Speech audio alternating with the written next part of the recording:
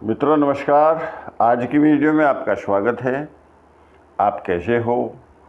तो मित्रों, आपने एक वस्तु मखाना मखाना का नाम आपने सुना होगा, खाया भी होगा।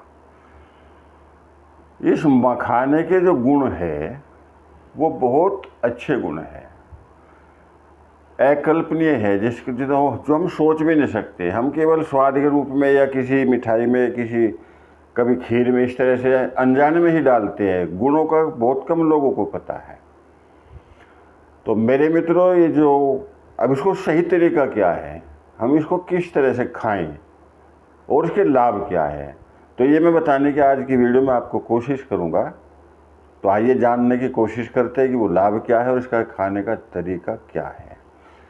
तो मेरे मित्रों, और विशेषकर मेरी माताएं, बहनें, बेटियां, क्योंकि रसोई वही संभालती है, रसोई का एक आइटम है ये मखाना। परिवार को बहन, बेटियां, माताएं संभालती है। तो उनसे विशेष रूप से आग्रह है कि जो ये मखाना है, लगभग 250 ग्राम आप मखाना खरीदें, अपने रसोई घर में लाएं। इसको और अपनी कढ़ाई में, आप भी कढ़ाई भी आपके पास है रसोई घर में, एक बड़ी चम्मच शुद्ध देसी घी। देखो, मैं शुद्ध पर बार बार ध्यान देता हूँ, आपका ध्यान दिलाता हूँ। शुद्ध मैं इसलिए कहता हूँ कि अगर शुद्ध चीज़ आप लेंगे तभी उसका लाभ मिलेगा, अशुद्ध से नहीं मिलेगा। अशुद्ध से बल्कि और बीमारियाँ बढ़ती है। तो शुद्धता पर ध्यान रखना है। तो एक बड़ी चम्मच शुद्ध देसी घी, और घर का घी हो तो बहुत ही अच्छी बात है। उसमें एक पाव यानी कि 250 ग्राम मखानों को तलना है, भूनना है। तो अब वो भूनना तलना, क्योंकि माताओं को, बहनों को, बेटों को सब पता है, जब करकरे से हो जाए, जब आप उसको दबाएंगे तो टूट जाएगा, तब तक उसको तलना है।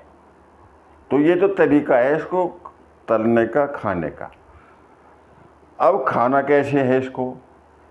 एक मुट्ठी मखाना, ये विषय अब मैं बीमारियों के नाम भी बताऊंगा अभी, किस अवस्था में खाना और क्यों खाना, लेकिन तरीका बता देता हूँ पहले। एक जब ये भून लिया, भून के इसको ऐसे बर्तन में रखिए जिसमें हवा पास ना हो। अब देखिए, इस बात का बहुत कम बहनों को, माताओं को पता है, बेटियों को पता है, बहुत कम पता है कि मखानों को जब इस तरह से भूनते, जो मैंने तरीका बताया, तो इसको ऐसे बर्तन में रखिए जिसमें हवा पास ना हो। बहुत कम को पता है इस बात का। सब भूनते हैं, कढ़ाई में खुला रख देते हैं और चबाते हैं मज़े से। तो ऐसा नहीं करना। तो एक मुट्ठी सुबह खाना है, एक मुट्ठी शाम को खाना है, और जो बच जाए उसको, मतलब जो जिसमें हवा पास ना हो, ऐसे बर्तन में उसको रखना है। फिर अगले दिन ऐसे ही खाना है, फिर बंद कर देना है। अब इसके जो लाभ है, जो गुण है, किन बीमारियों में हमें खाना चाहिए, तो मेरे मित्रों, अगर आप इस मखाने को, जो मैंने तरीका बताया है, इस तरह से आप खाते हो, तो एक तो जो घबराहट हमें होती है, घबराहट में बहुत बड़ा लाभ ये मखाने करते हैं। घबराहट की वीडियो मैं कई बना चुका हूँ, डाल चुका हूँ, देखी होगी आपने।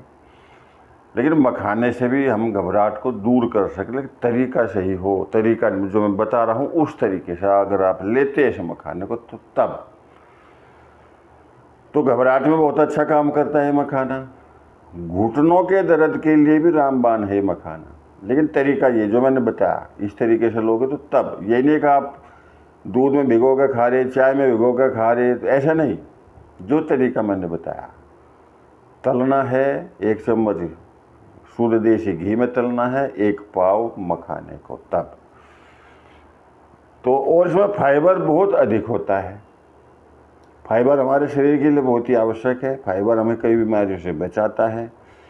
फाइबर जो लोग नहीं लेते उनको कब्ज की बीमारी हो जाती है, और जिसको कब्ज होता है तो कब्ज से भी सैकड़ों बीमारियां उत्पन्न होती है।